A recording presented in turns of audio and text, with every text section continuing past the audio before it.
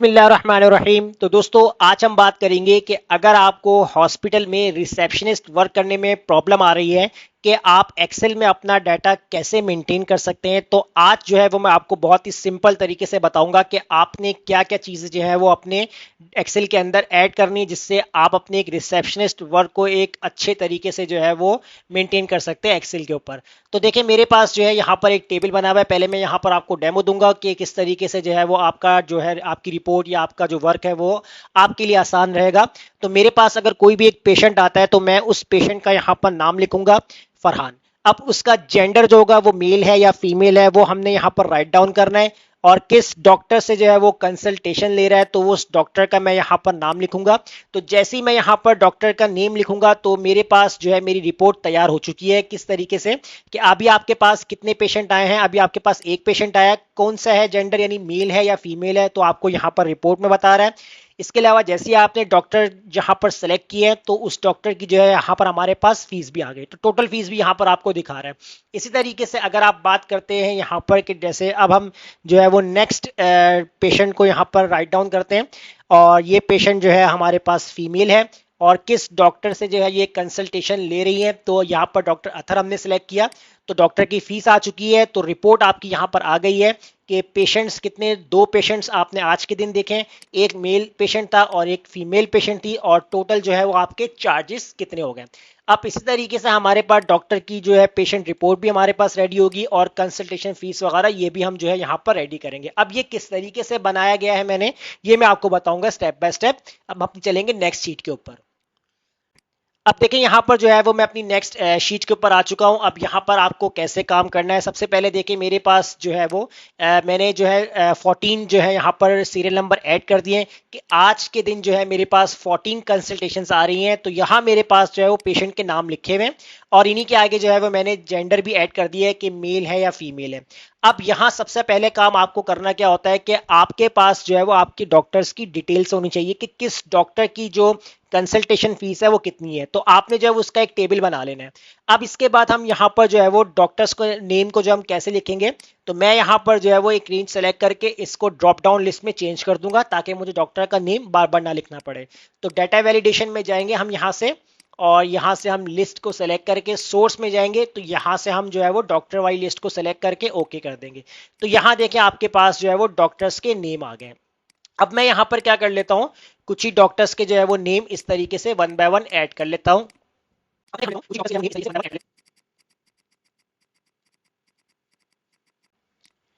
अब यहाँ जो है मैंने डॉक्टर्स के नेम जो है यहाँ पर ऐड कर लिए हैं। अब हम देखेंगे कि जब हम डॉक्टर के नेम को सेलेक्ट करते हैं तो आपके पास जो है वो यहाँ पर ऑटोमेटिकली डॉक्टर की फीस आ जाएगी। तो इसके लिए आपको करना है कि यहाँ पर आपने फॉर्मूला अप्लाई करना है, इक्वल लगाएंगे, इफ का जो है वो फॉर्मूला आपने यहाँ पर राइट डाउन करना है। तो ये जो आपके पास रेफरेंस है इसको आप चाहें ऊपर की तरफ ले जाएं ताकि जब हम फॉर्मूला लगाएंगे तो आपको यहाँ पर नजर आए कि हमने क्या क्या काम कर रहे हैं। सबसे पहले आपसे पूछेगा लॉजिकल टेस्ट। लॉजिकल टेस्ट के अंदर आप जो है अपने डॉक्टर वाले सेल को सिलेक्ट करेंगे। अगर ये सेल आपका बराबर होता है किस चीज के, आपके इस वाले सेल के, तो मैं इसको कर दूंगा F4 से फ्रीज, क्योंकि मैं फॉर्मूले को ड्रैग करूंगा इसलिए मैं फ्रीज कर रहा हूँ। उसके बाद मैं यहाँ पर लगा दूंगा कॉमा। अगर ये सेल आपका इस डॉक्टर के बराबर होगा तो इस डॉक्टर की आपके पास फीस आ जाए, तो इसको भी हम F4 से लॉक कर देंगे। फिर इसके बाद हम कॉमा लगाएंगे। अब दोबारा से जो है वो आपको यहाँ पर इफ फॉर्मूला राइट डाउन करना है। दोबारा से आपने इस सेल को सिलेक्ट करना है कि अगर आपका ये वाला सेल बराबर होता है, किस चीज के बराबर होगा, आपके इस वाले डॉक्टर वाले नेम से, तो इसको मैं कर दूंगा F4 से फ्रीज, कॉमा लगा दूंगा। तो आपके पास क्या प्रिंट हो जाए, आपके पास इस डॉक्टर की जो फीस है वो प्रिंट हो जाए, तो इसको भी मैं F4 से लॉक कर दूंगा। कॉमा लगाऊंगा, फिर मैं दोबारा से इफ कंडीशन बनाऊंगा और इस सेल को दोबारा सिलेक्ट करूंगा। अगर ये सेल आपका बराबर होता है इस डॉक्टर के नेम के, तो आपने इसको भी F4 से फ्रीज करना है, कॉमा लगाया। अगर ये बराबर होगा इस डॉक्टर के नेम से तो इस डॉक्टर की फीस आ जाए आपके पास, तो इसको भी हम F4 से लॉक कर देंगे, कॉमा। फिर दोबारा से हम जो है वो इफ कंडीशन बनाएंगे और दोबारा से इस सेल को सिलेक्ट करेंगे। अगर ये सेल बराबर होता है आपके इस डॉक्टर के नेम के, इसको आपने F4 से फ्रीज करना है, कॉमा। तो आपके पास क्या आ जाए, इस डॉक्टर की फीस आ जाए, तो इसको भी हम यहाँ पर F4 से लॉक कर देंगे। अब जितने ब्रैकेट हमने यहाँ पर ओपन किए उतनी ही हम यहाँ पर ब्रैकेट क्लोज कर लेंगे। अब जितने डॉक्टर्स होंगे आपके पास 8 हैं 10 है तो उतनी ही यहाँ पर आपके पास कंडीशन बनेगी। तो मैं यहाँ पर करता हूँ इसको इंटर। जैसे ही मैं इंटर करूंगा तो देखिए मेरे पास डॉक्टर फारूक जो है वो पेशेंट है हमारा। तो डॉक्टर जो पेशेंट हमारा डॉक्टर फारूक से कंसल्टेशन ले रहा है तो उसकी फीस यहाँ पर आ रही है। अगर हम यहाँ पर जब अपने डॉक्टर का नेम चेंज करते हैं तो ये देखें हमारे डॉक्टर के अकॉर्डिंग यहाँ पर फीस आ रही है। अगर हम यहाँ पर डॉक्टर फहद सेलेक्ट करते हैं तो देखें डॉक्टर फहद की जो है यहाँ पर कंसल्टेशन फीस दिखा रहा है। अब इसके बाद हमने जो है यहाँ पर करना क्या है, इस फॉर्मूले को हम कर देंगे ड्रैग। जैसे हम ड्रैग करेंगे तो ये हमारे पास जो है वो तमाम डॉक्टर की जो है वो फीस हमारे पास यहाँ पर आ जाएगी। अब नेक्स्ट जो हमने स्टेप करना है कि हमारी जो है वो पेशेंट रिपोर्ट है वो कैसे हमें यहाँ पर तैयार करनी है। इसके अकॉर्डिंग आपको करना ये है कि आपको यहाँ पर सिंपली अप्लाई करना है इक्वल काउंट का जो है वो आप यहाँ पर फॉर्मूला अप्लाई करेंगे।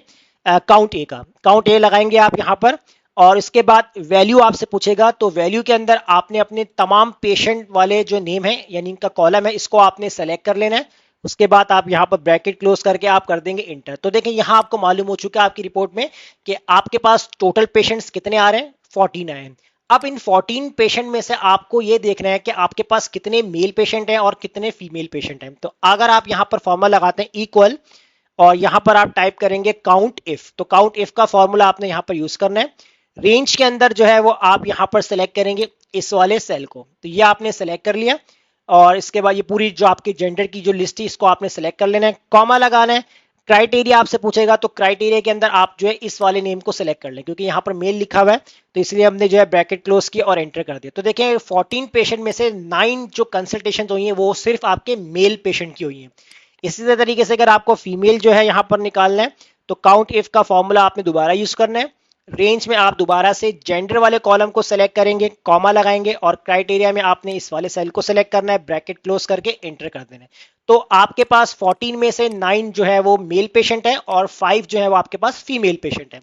अब बात करेंगे चार्जेस। अब चार्जेस हम यहाँ पर टोटल निकालेंगे तो इसके लिए हम यहाँ पर सम का फॉर्मूला लगाते हैं और जो हमारे पास चार्जेस वाला कॉलम है ये पूरा आपका सेलेक्ट हो जाएगा, ब्रैकेट क्लोज करेंगे और हम कर देंगे इंटर। तो देखिए ये आपके पास जो है फाइनल टोटल आ रही है कि आपके आज के दिन जो आपके पास 14 पेशेंट आए हैं उनकी टोटल अमाउंट कितनी बन रही है। अब ये हमने काम तो यहाँ पर कर लिया है कि जिसमें हमने जो है यहाँ पर सबके जो है वो चार्जेस वगैरह और मेल पेशेंट की रिपोर्ट तैयार कर ली। नेक्स्ट हम देखेंगे कि आपके डॉक्टर के जो है उनकी जो रिपोर्ट है वो आपको यहाँ पर कैसे तैयार करनी है। तो इसके लिए आप यहाँ पर इक्वल लगाएं और काउंट इफ का जो है वो फॉर्मूला आपने अप्लाई करना है।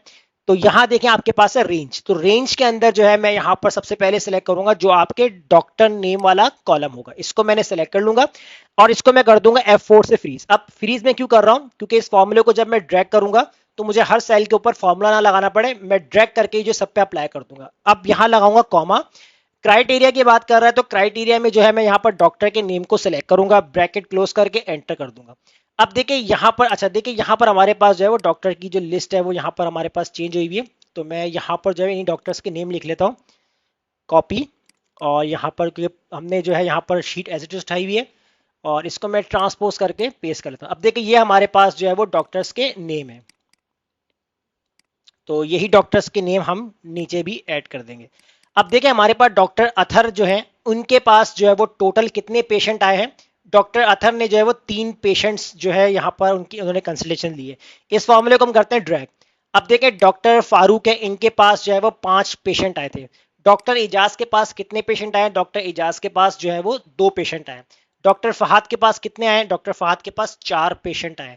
अब अगर हम देखते हैं कि कंसल्टेशन फी चार्जेस, अब 3 पेशेंट के हिसाब से डॉक्टर अथर की जो फीस है वो कितनी बनती है, और डॉक्टर फारूक के अगर 5 पेशेंट अगर उन्हें देखें तो उनके 5 पेशेंट के हिसाब से कितनी फीस बनती है। तो इसके लिए जो है यहाँ पर आपको क्या करना है, यहाँ पर आपने जो है सिंपली फॉर्मूला अप्लाई कर लेना है। तो यहाँ हम अप्लाई करेंगे इक्वल सम इफ का फॉर्मूला। रेंज आपसे पूछेगा तो रेंज के अंदर आपने अपने डॉक्टर्स वाले कॉलम को सेलेक्ट करना है, इसके बाद आपने इसको भी F4 से लॉक करना है, कॉमा लगाएंगे। उसके बाद क्राइटेरिया पूछेगा तो क्राइटेरिया के अंदर आपने जो डॉक्टर का नाम लिखा हुआ है इसको आपने सेलेक्ट करना है, कॉमा लगाना है। फिर आपसे पूछेगा सम रेंज, तो सम रेंज के अंदर जो है वो आपने अपने फीस वाला जो कॉलम है इसको आपने सेलेक्ट करना है और इसको भी आपने F4 से लॉक कर देना है। लॉक करेंगे, ब्रैकेट आपने क्लोज करना है और एंटर कर देंगे। तो ये देखें आपके पास रिपोर्ट आपकी पूरी तैयार हो गई कि आपके पास डॉक्टर अथर ने जो है वो 3 कंसल्टेशंस दी हैं, तो उनके जो अमाउंट है वो कितना बन रहा है 6000। तो अगर हम यहाँ पर वन जो है वो डॉक्टर की फीस देखते हैं, यहाँ पर डॉक्टर अथर की कितनी 2000 है, तो 3 के हिसाब से कितने हो गए, 6000 हो गए। इस तरीके से इसको हम जब करेंगे ड्रैग, तो देखिए तमाम डॉक्टर की फीस हमारे पास आ गई। डॉक्टर फारूक ने 5 पेशेंट्स की कंसल्टेशन की है, तो उनके पास 6000, तो डॉक्टर फारूक जो है वो 1200 के हिसाब से आ रहे हैं। इस तरीके डॉक्टर एजाज के जो है वो 2 पेशेंट्स थे, तो उन्होंने कितना यहाँ पर जो है वो कंसल्टेशन चार्जेस आ रहे हैं कि 4400। तो डॉक्टर एजाज से कितने यहाँ पर 2200 उनकी कंसल्टेशन फीस है। तो ये एक प्रॉपर तरीका होता है कि रिसेप्शनिस्ट वर्क जो अगर आप हॉस्पिटल में अगर आप कर रहे हैं तो आपको नहीं आइडिया किस तरीके से काम किया जाता है, तो ये बहुत सिंपल तरीका है, इस तरीके से आपका डेटा मेंटेन किया जाता है। और जब अगर आप जब उस दिन अगर आपकी छुट्टी हो जाती है तो लाजमी है कि आपको अपनी रिपोर्ट फाइनली जो है वो अपने बॉस को हैंड ओवर करनी होती है कि ये आज के पेशेंट के डिटेल्स है कि कितने पेशेंट आए हैं, कितने मेल हैं, कितने फीमेल हैं और उनकी क्या रिपोर्ट है। तो वो पूरी रिपोर्ट तैयार करके आप फौरन से अपने बॉस को दे सकते हैं। तो उम्मीद करता हूं आपको आज का हमारा टॉपिक जरूर समझ आया होगा। तो वीडियो अच्छी लगी लाइक कीजिए, फ्रेंड्स में शेयर कीजिए और हमारे चैनल को सब्सक्राइब करना मत भूलिएगा। मिलते हैं नेक्स्ट वीडियो में। शुक्रिया।